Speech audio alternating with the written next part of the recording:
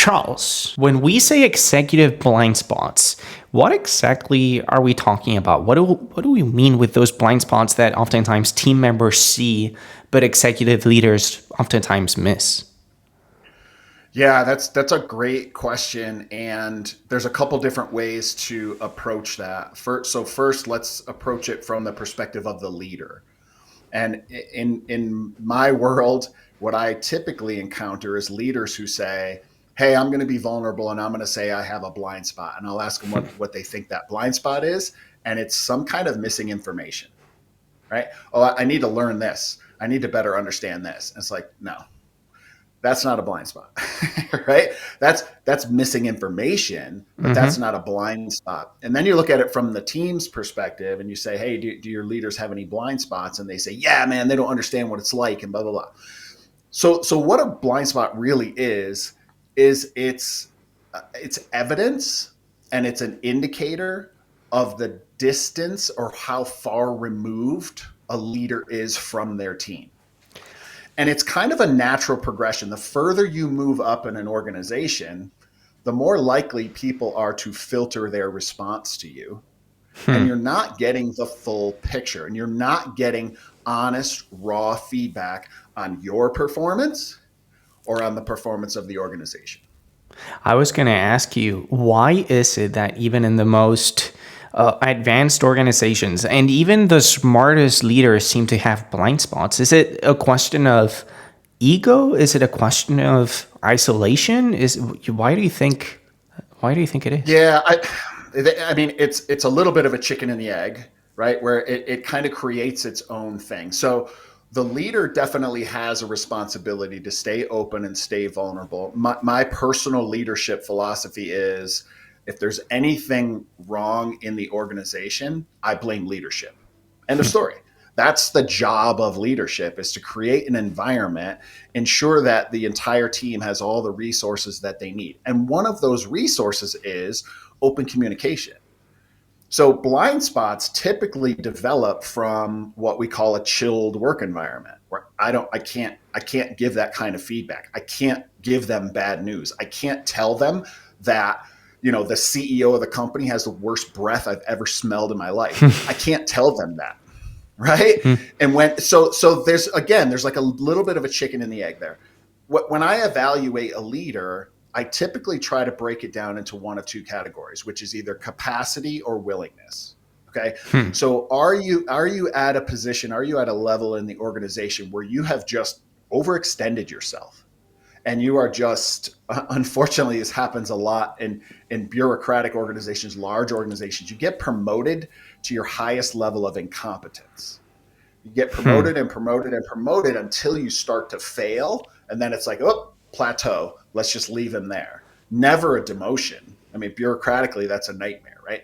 The other side of that is the willingness piece of it, which is, people are trying to tell you that you're not doing a good job. People are trying to tell you that they can't give you honest feedback. People are trying to tell you, and you are unwilling to hear it. And a lot of that is because, well, what got me here? I have a whole track record of success. I'm great. You were in those positions, it worked in those positions. But as you climb in an organization, the job description changes. The level of required emotional intelligence changes. And if you've exceeded your capacity or you're unwilling to accept that, you're inviting blind spots.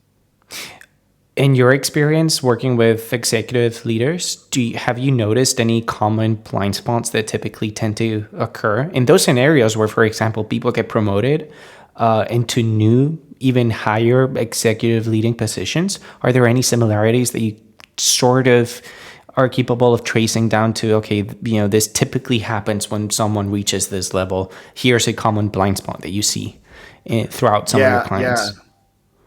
absolutely, absolutely. And it goes back to my initial point, which is that disconnection. Some of the most capable and most productive and most open leaders, they maintain that connection with the front lines. An executive's time is absolutely priceless, and it's extremely limited. So I understand the pushback that I would love to get out to the production floor. I would love to go talk to them. It was my favorite part of my job when I was a line supervisor, department manager, department director. I loved doing that. But now that I'm this executive vice president, I'm this executive, I just don't. My job responsibilities require me to be way out.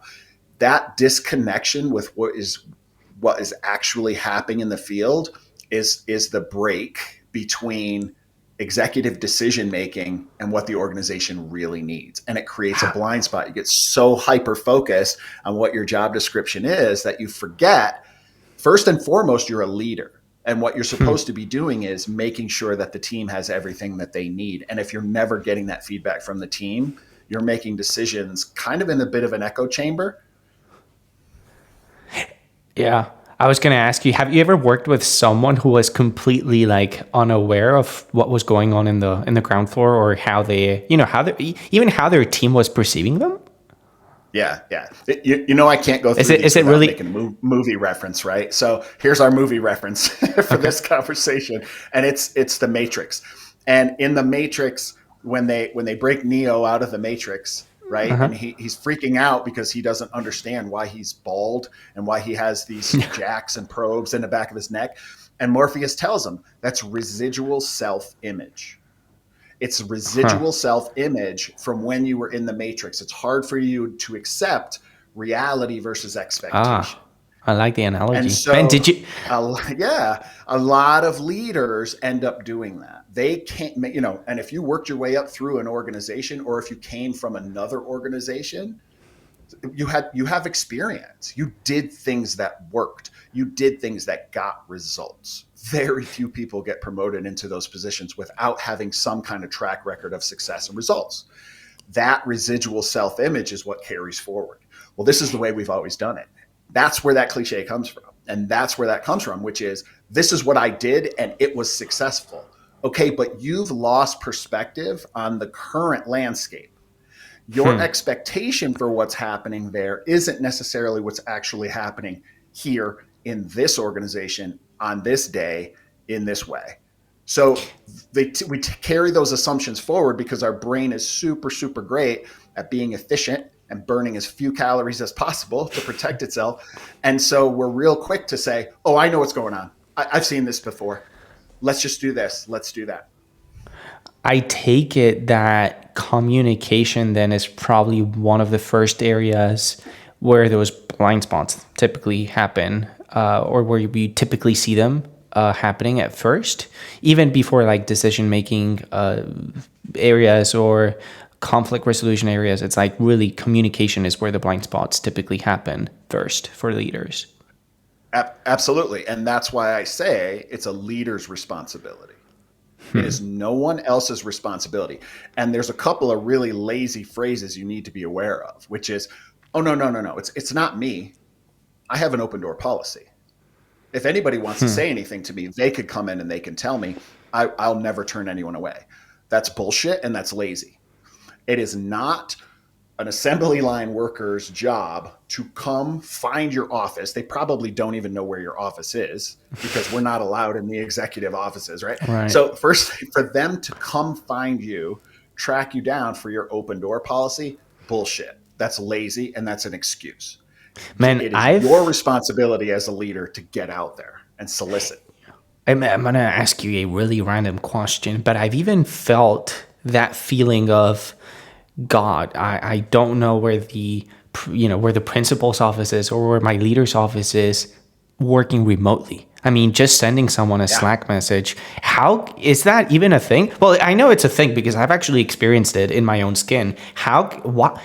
I guess that just goes to show that someone's not doing a very good job, or that there is clearly a leading blind spot for that leader where, if team members can't even send you a Slack message, hey, red flag. Right, right. There's a ton of gatekeepers, right? So, firstly, your manager, right? That's what we call the chain of command. We call all this kind of stuff. It's Right, like, yeah, I appreciate you talking to me, but did you tell your boss first? And it's right. like, my boss is the problem. No, I can't tell my boss, right? But so there's a lot of platitudes and there's a lot of expression of this is what we do. But what are you demonstrating? What are you demonstrating as a leader? And the other thing too is, well, but I have town hall meetings. I bring the whole organization together. I give them my undivided attention and I say, what questions do you have for me? What feedback do you have for me? Really? Come on. There's a blind spot for you. Do you honestly think that people are going to give you honest and open feedback in a format like that? No, you know Where damn there's well they won't.300 And other that's people listening. right, among whom are their supervisors and bosses, right? Right. So absolutely, and you know that, and you're standing on that stage and you're telling everybody, I look, I'm here to listen, and I'm here to do what you want, and you know damn well that you're not going to get the feedback. So if you're Let's really sincere about getting that feedback, you need to get out there. You need to have small groups. You need to talk to specific people and or specific groups and ask them specific questions about what's going on. What if we were to flip the lens really quick? What are some things that team members usually see crystal clear that leaders fail to see because of Oh, those well, blind yeah, spots? yep. It's the changing landscape, right? Like we just kind of talked about a little bit. It's a changing landscape. Hey, it doesn't work like that anymore. I've seen. I had this one. I had this one leader tell me, we're killing it. He's like, they come to me with problems, and I say, and I get everybody in the room, and we decide on a course of action, and I give them the direction to do it. And what do you know? A few weeks, a month later, it's been put into practice, and everything's fixed. What that leader didn't see was the audibles, the workarounds, the Herculean effort that it took to do it that way. And what the frontline workers see is, why isn't anybody listening to me? I'm literally using a folded up piece of cardboard and some packing tape to get this machine shimmed just so that it doesn't snag anymore. I fixed it with free materials, 1 cent worth of materials, and I fixed this thing. And yet it's this, multi-million dollar solution where we're going to institute this new program for something. It can be that very, very obvious to a frontline worker. But again, they see the real world application and the real world landscape of what's going on in real time. And most executives are using information that is weeks, months, years out of date because they've just kind of made an assumption of what it still looks like. If there's a leader listening to us right now, how can they start making sure that they're creating an environment for those frontline workers to actually reach out to them and be open about the fact that, hey, Charles, you're my leader. I think you're missing something here. I think you might have a little bit of a blind spot about this. How can a leader create that sort of environment for frontline workers like me to actually speak up? Yeah, it's cultural, right? Which means it's tough and it takes time. Don't give me this crap where you're going to send an email out to the entire organization. Half of your organization doesn't have access to email because they don't have their own workstations. But anyway, don't tell me that I'm going to tell everybody that I am open to feedback. No, demonstrate it. Demonstrate it. Words don't mean anything. Look at your say do ratio and get out there and recognize and accept it is your responsibility as a leader to create this and do this. So the way you need to do this is, a shotgun approach is great. Just get out there and ask people, have one-on-one meaningful conversations with an open mind, with curiosity. Ask better questions. Not how's it going today, but hey, if you could change one thing about the way that you conduct your work or do your job, what would it be? If there was one improvement that would make the most significant change in your day-to-day operations, what would it be? You'll be really, really surprised to hear. I'd really like to not have 4 meetings a day. Why do you have 4 meetings a day? Well, we have the production meeting first thing in the morning, then we have a safety meeting, and then we have a check-in around lunch, and then we have that's all wasted time as far as I'm concerned because we talk about the same things. But it was somebody's idea, now it's a checklist, right? So you have to demonstrate that. That's kind of skipping over the real problem though, because these blind spots and this breakdown in an organization doesn't just happen between the very top and the very bottom. So you, as the leader, I said this was cultural, you need to start demonstrating that with your own people. You need to model that.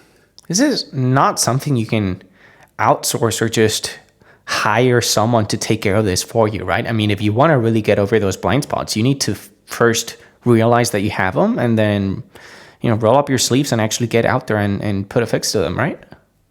Right, right. Yeah. So the idea of bringing in some outside organization or having some consultant come in and create an environment for you, nope, not going to happen. Not going to happen. If you yourself as a leader, even if you're not CEO, if Mm-hmm. you within an organization are a leader and you recognize, man, I'm not getting the most out of my people, I think I have some pretty significant blind spots, there's absolutely a ton of work that you can do on your own. We do it. I started this work long before I was ever considered a leader by title. So there's a lot of things. One of the reasons that executive coaching and executive performance starts with a 360-degree evaluation is because we ask everyone around you, above, below, and next to you. That's why it's a 360, right? What do you think of this person? What are their strengths? What are their weaknesses? That's a great way to flesh out your own blind spots. And so you can conduct a 360 for yourself. You better get your mind right before you start reading those results to yourself. But Mm-hmm. you can absolutely do that, but that's where it starts. I was going to ask you, Charles, because you were talking about how this truly is cultural and it's something that needs to start changing at the top of the pyramid since it's cultural. But what Mm-hmm. happens if, say that I'm vice president of marketing at Target and the CEO is just an asshole and he's my boss and the culture that he's creating is just not that good, but me as vice president of marketing, I mean, I have employees that are working for me directly. What is there a place or is there a realistic scenario where I can create my own little subculture inside this company where the culture isn't that great because the very, you know, emperor at the very top is an asshole? Yep. Yep. I mean, it happens every day, and it's happening right now in every organization. So there is an overarching culture that is absolutely set by the CEO. How is it possible for an organization, a failing organization, and you can define failing by any metric you want, to change one person in the organization, and that's the CEO, and then suddenly everything turns around? How is that possible? Is that new person so much smarter? Do they know, did they have some secret pill, or they dusted off the green spiral bound notebook that had, some kind of management secret in it? No, no. That new person represents a new way of doing business in that organization. That in itself is a cultural shift. I am this kind of leader. This is what I do. Starting today, no more of these status meetings. Here's what I want instead. I'm going to have one-on-one conversations with my leaders. Holy cow, there's a new sheriff in town. That's how you can Hmm. change one person in an organization and completely change the valuation of that company because of how it's run. To answer your question more directly, though, all right, their culture, their way about doing things is horrible. And that's when you, as a leader, need to be a filter and not a pump. When that stuff comes down from the top, this is the burden of leadership. Okay, dump on me, but don't dump on my people. Let me filter that message. Let me reframe that message in a way that I want them to hear that within the guidelines of executing what I've been told to do, right? And there can be some conflict in there. But no, you do not have to treat your people the way that you are treated. It's unfortunate though, because at least in my experience, when the guy at the very top, the one that is really in charge of creating that culture for the organization is a toxic one, then the ones right underneath him typically try to replicate what he's doing. Oh, absolutely. Absolutely. Because we have this primal drive to be a We've part of a spoken group. about this in past episodes, yeah, Yeah. Yeah. And then and espouse the values. I want to endear myself to that person. How do I do that? Well, I model them. I show them that I'm just like them. They're going to pull me closer. And so that's absolutely what happens. you mentioned doing 360 reviews. Are those helpful? Absolutely. Absolutely. Even if the client doesn't request them, I do them because because of blind spots. I could do an intake with you right now, ask you a lot of questions about yourself, your leadership style, what's working, what isn't working, what your edge is, all that kind of stuff. And you're going to give me very honest answers, but they're incomplete because we all wear these things. I'm not the only Can one that you? wears glasses. We all have lenses, right? I was gonna just quickly ask you, can you give me like a quick walkthrough, maybe like an even elevator pitch? What does a 360-degree review look like with Charles Brown? Yeah, I mean, we did talk about it. So it's an intake with the client. Tell me everything that I just kind of mentioned, like what's going on, what's working, what isn't working, what's your hope and dream for this process? Why did you engage? What led you to believe that there was an issue or a shortcoming with your leadership, or have you just been thrust into a new role and you're experiencing a little bit of imposter syndrome and you're freaking out a little bit? The 360 involves interviewing everyone who's worked with you. So if you've just moved to a new organization, we're not going to waste our time with a 360. We're not going to do that. They don't know you.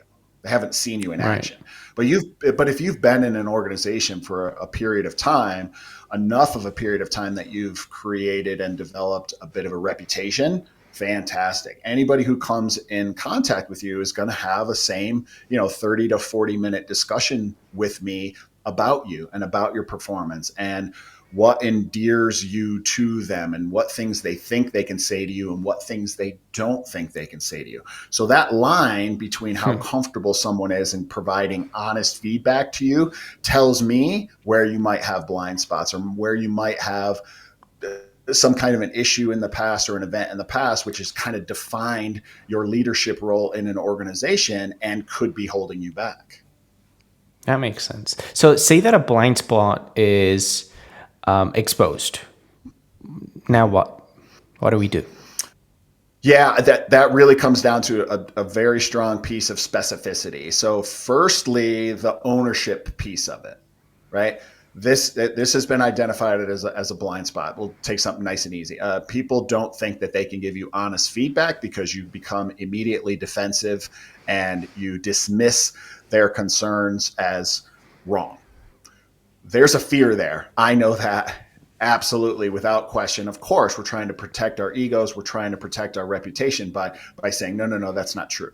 So firstly, with the client, that's the discussion. Why aren't you open to this feedback? What do you think the threat is of accepting, oh my gosh, yeah, I really don't.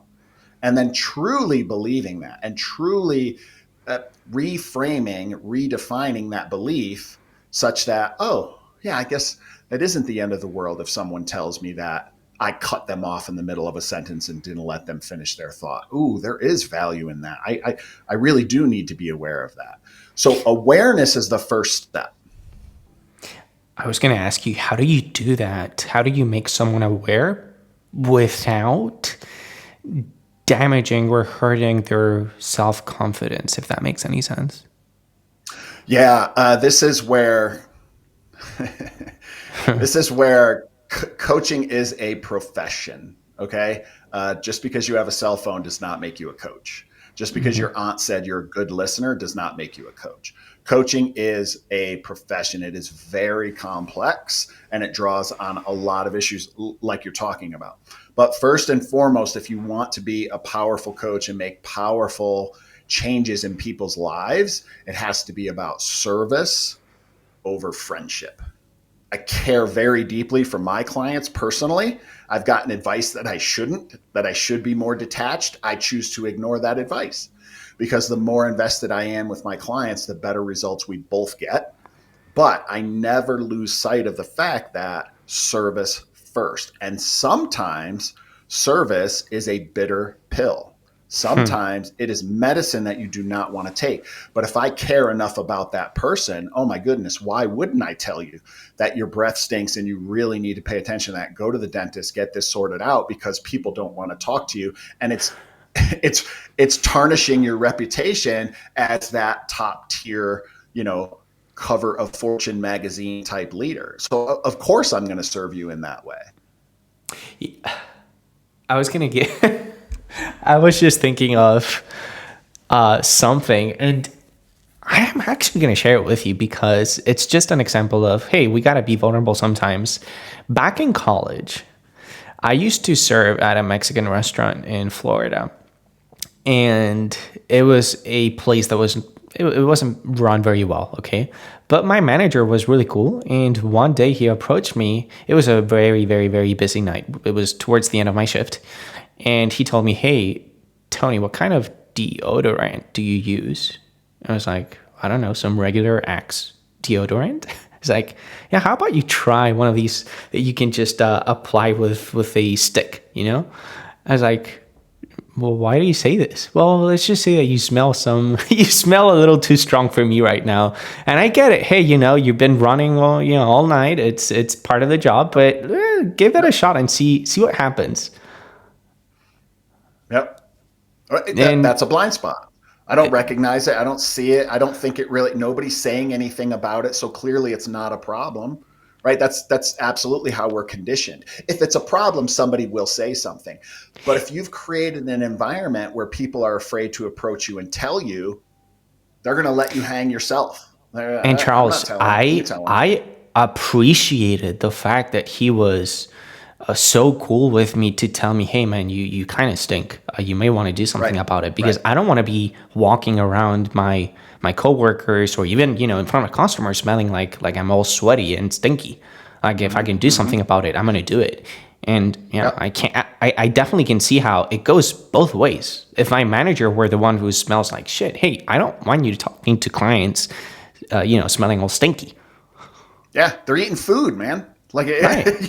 you need to present Anyways, an image of cleanliness. They don't right. need I to mean, be that smelling was bad. just a very, down to earth example of being vulnerable, I guess, and being open enough to be able to take feedback Yeah. and look at some blind spots. I, I have another one that's actually really germane as well, and it is a CEO of a small light manufacturing company. It started with him and a buddy, and it just grew. And all their hiring process was people that they liked to work with. So he created a wonderful work environment where everybody got along, everybody did masterful work. It was wonderful.